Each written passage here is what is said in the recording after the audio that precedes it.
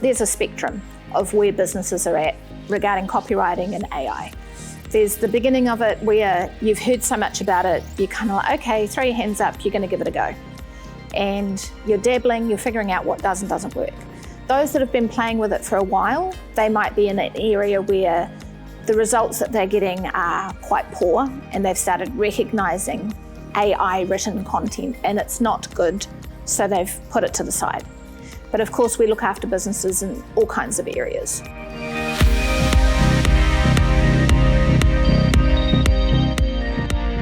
Brand voice is massively essential when it comes to using AI in copywriting. It has to sound like you. It can't sound like AI. There's a trust factor, and that trust factor, the younger the person, the stronger that trust factor is. They can smell bullshit a mile away. They're spending more time on screen, so they see it more often, they sniff it out quite easily. And if it's AI sounding, it's not going to sound like your brand, and it puts a wall up straight away.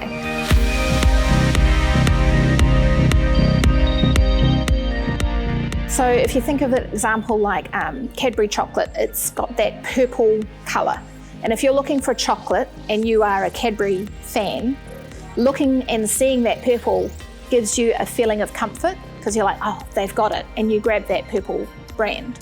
It's kind of the same with brand voice in copywriting. There is a comfort to it when they know who they're dealing with.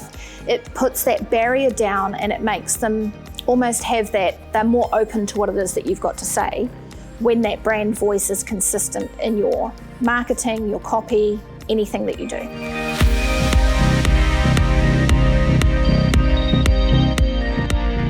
The big thing to remember with AI is that there has to be that human element. You have to look at what it's written. You have to add your own stories, unique viewpoints on things. You have to take out the stuff that doesn't sound like you. It is not emotionally intelligent. And even as good as it gets, I'm not sure it will 100% replace it in general business usage.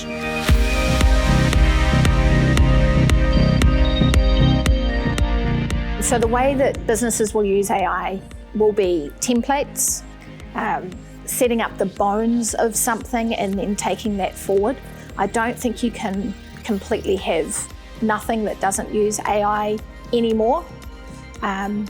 It's a waste of time, and that's what AI has become, something that saves you time, gets you somewhere faster.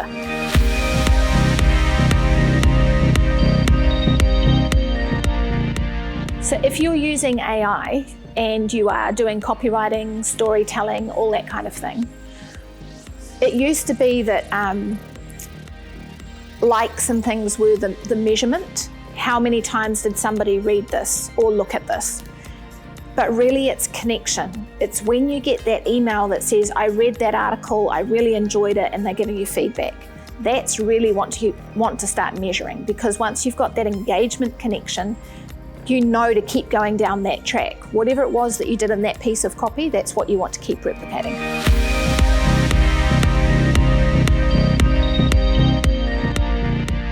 So when Xero came out, it was said that that was going to be the death of accountants. And it wasn't. What it did was it made accountants faster and better at what they do, so that they now provide more value because the tool has sped things up. And that's the same when it comes to AI copywriting. It speeds things up, but there is still a value piece that needs to happen. It is brand voice. Who is your customer? What is going to connect with them? It's the extra level to just writing copy.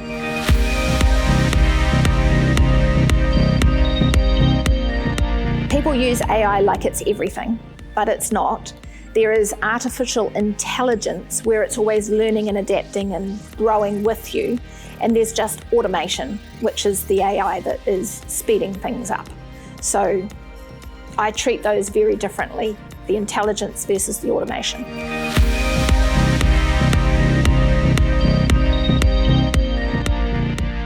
So in this day of copywriting is quite easy to create using AI, social media posts, newsletters, blogs, all those kinds of things.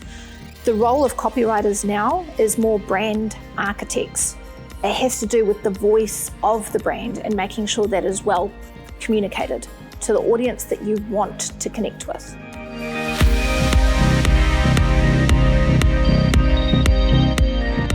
So with AI, well, before AI, what it used to be is that you'd have to pay copywriters a lot to write the content, craft the words, create the sentences, the paragraphs, the pull quotes, the things that were going to attract attention.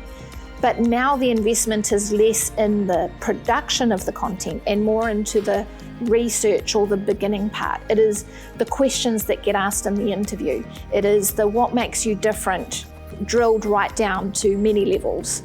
It is all of the beginning part that is now the investment, and AI is helping more reduce the time in production.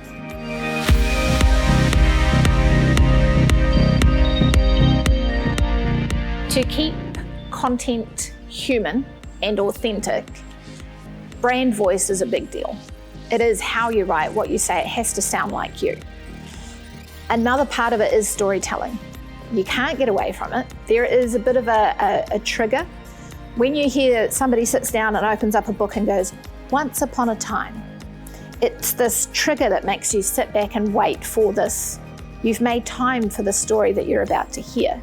It puts a pause on the rules of reality and it makes you just listen. So storytelling will always be that emotional connection. And nobody can tell the story like you can, and nobody has the same story that you do. So that is what's going to set you apart. Once all of businesses are using AI to write copy, they are eventually all going to sound the same. So that's what's going to make you different, is your story and your unique perspective on that story.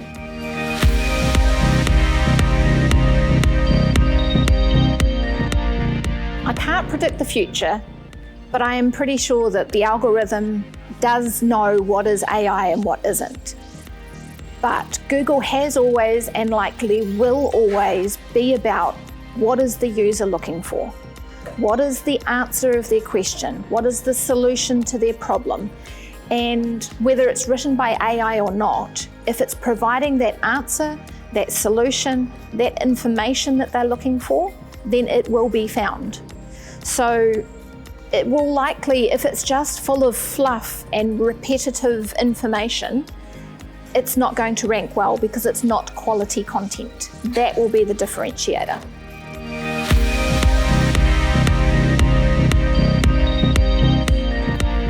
At the moment, you have in a Google search result, organic and paid. And paid seems to be the short-term game, because if you pay for that content to rank higher, it will until that budget runs out. Organic is when you've put in the answers to questions, you've used the keywords, you've written it so it's a well thought out piece of copy. And that will slowly start ranking higher organically because it answers those questions. So human crafted content will likely have that same thing where there's AI written content and human crafted content. And as to which one will be better, with AI getting better and better and better, who knows? But very likely human crafted content can become the luxury. Like when you go shopping, handmade can be more luxurious than something with a brand label on it. So as long as everybody keeps on answering the questions, solving the problems, that's what will help you rank better in Google.